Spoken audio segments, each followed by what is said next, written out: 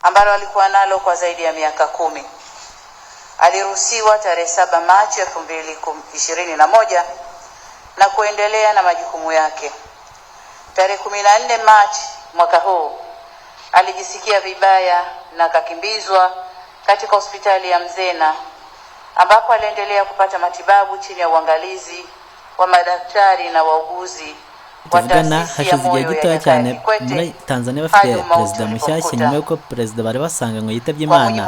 Uyu mugore umaze kurahiriza inshingano mu matwi ya benshi ni mushya, ariko mu matwi y'abandi sago ari mushya. Samia Suluhu Hassan abaye perezida nyuma yo kuvuga indahiro. Umuhango wabereye mu ngoro y'umukuru wa kiriya gihugu cya Tanzania. Mama Samia Suluhu ahagaze imbere y'uhagarariye ubucamanza yasubiyemo ubugira gatatu indahiro y'umukuru w'igihugu mu cyumba gifunze cyari cyuzuyemo abantu. Mu muhango kandi wacimba na nkubane kuri televiziyo y'igihugu uri kuba. Ese uyu Mama Suluhu ninde? Ni muntu ki? Amateka ye nayahe? Mama Samia Suluhu abaye perezida wa gatandatu w'igihugu cya Tanzania, akaba ari nawe perezida wa mbere w'umugore uyoboye iki gihugu. Yatambutse aca imbere y'akarasisi ka gisirikare nk'umugaba mukuru w'ikirenga w'ingabo, akaba afite imyaka 61, akaba ari nawe mugore wa mbere ukuriye igihugu mu rwego rwa politike mpuzamahanga. Perezida wa Ethiopia nubwo ayoboye icyo gihugu, ariko yungirije ari mu izina ry'icyubahiro. Mama Samia Suluhu mbere y'uko aba perezida yabaye vice perezida ku mwaka 2015, akaba asimbuye perezida John Magufuli wapfuye kuwa gatatu. Leta igatangaza ko yazize ibibazo by'umutima.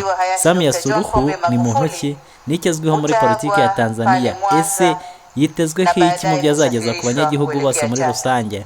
Ikaze kuri chaîne yacu Ibaba TV, ugiye kubana natwe, nitwe twaguteguriye ndetse tukubira umuzingo amateka y'uyu mugore Samia Suluhu. Wahita wibaza muri aka kanya uti ese mbere ya Samia Suluhu hari abandi baperezida b'abagore baba barayoboye kuri uyu mugabane wa Afurika? Yego barahari. Muri abo ngabo harimo Sylvie Kinigi, uyu yabaye perezida w'u Burundi w'inzibacyuho nyuma y'icwa rya Melchior Ndadaye mu 1993. Hari na Ellen Johnson Sirleaf wabaye perezida wa Liberia muri 2006 kugera muri 2018, wari perezida w'iki gihugu. Hari kandi uwitwa Rose Francine Lobombe wabaye perezida w'inzibacyuho wa Gabon nyuma y'urupfu rwa Omar Bongo mu 2009. Hari kandi mu bandi perezida b'abagore bayoboye ibihugu, hari uwitwa Monique Wazani Dorepo wabaye perezida w'inzibacyuho wa Mauritius cyangwa se bitwa ibirwa bya Maurice nyuma yo kwegura kwa San Aredi mu 2012. Harimo n'uwitwa Joyce Mbanda wabaye perezida wa Malawi nyuma y'urupfu rwa Bingwa Mutharika wayoboye mu 2012 kugera 2014.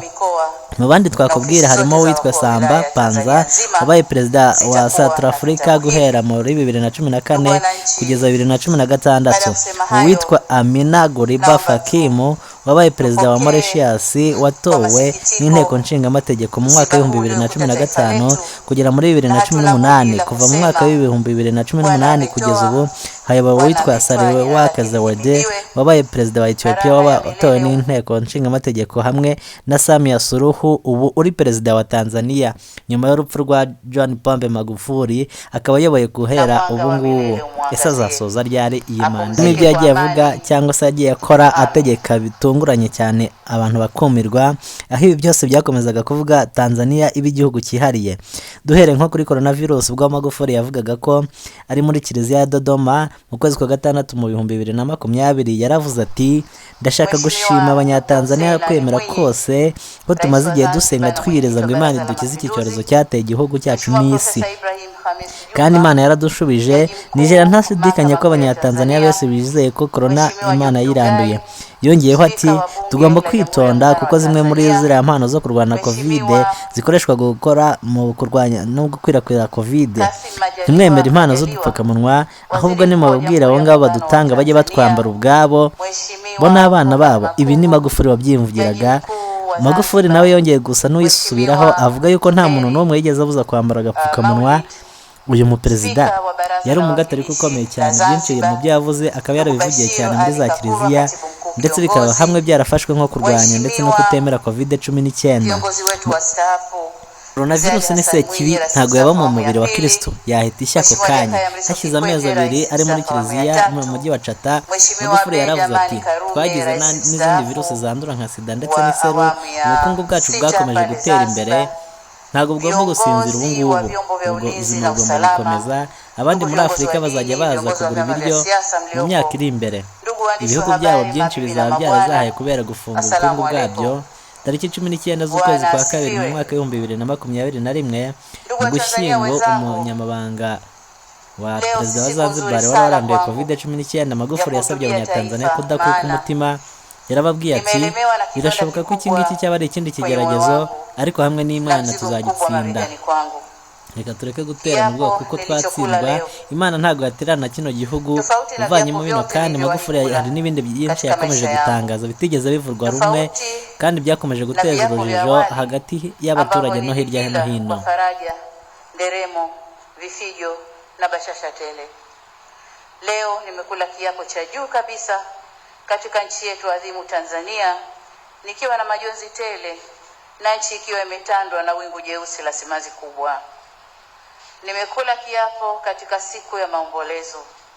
Kwa ajili hiyo mtaniwia radhi kwa nitaongea kwa uchache na kwa ufupi sana.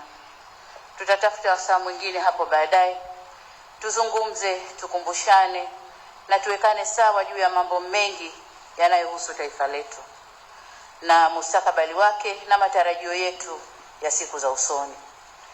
Niruhusu basi leo niseme machache sana